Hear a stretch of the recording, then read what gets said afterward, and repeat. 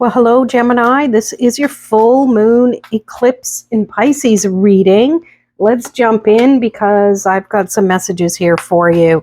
My forecast is that maybe you've been chasing something that doesn't really light you up anymore. So this eclipse is going to be able to give you the clarity you need to really step into what you really enjoy. And yeah, I'm picking up on this Five of Swords, is that you are ready to just stop thinking about and taking action on the things that don't light you up anymore, especially the things that aren't necessary. Of course, I mean, there's some things we obviously have to do, and that's that.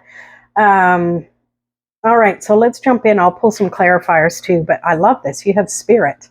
We ended Taurus's reading with this card, and we're starting with your reading, Gemini, because this is a reminder that when you get stuck in the mundane and minutia of life and your work, you may lose sight of that spiritual aspect.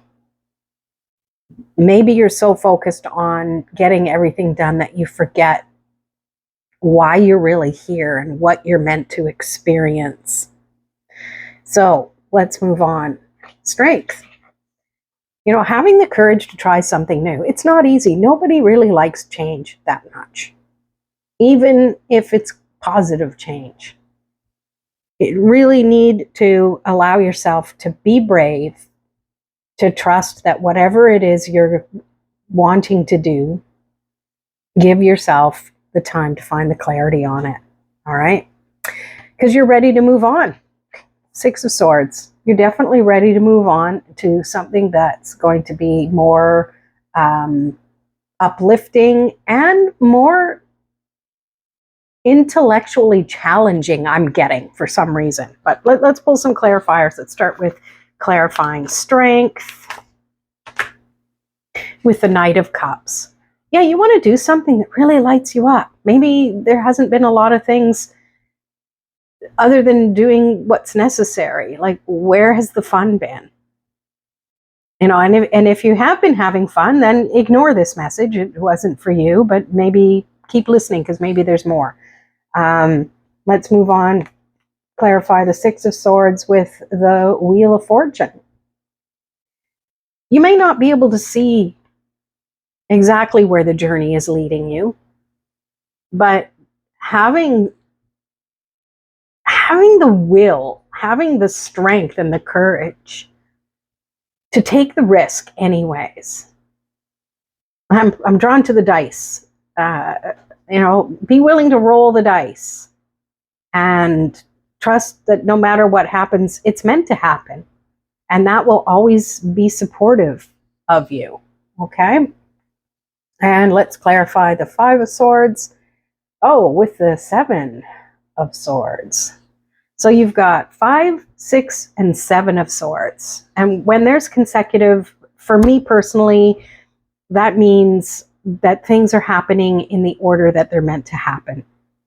And in this picture, you see here somebody who's sneaking away, looking back over their shoulder, carrying the swords. They're not carrying them to use them. Clearly, they either don't know how or they don't want to engage with them. They're holding them not by the hilt and the handle. They're holding them almost by the tips, which, you know, they could fall over at any time. So thoughts are like that too. You're not really, what's the word? I want to say married, but that's not it. That's not the word. You're not really committed to those thoughts and ideas. But there are two main ones that are the ones that really, really matter. That's what I'm picking up for you, because it really feels like there's some stuckness, and I want to pull another oracle card just to finalize this message here and see. If I have to pull a clarifier for it, I will, but let's see what we have. Yeah, willingness. Perfect. Maybe you don't like doing things by yourself.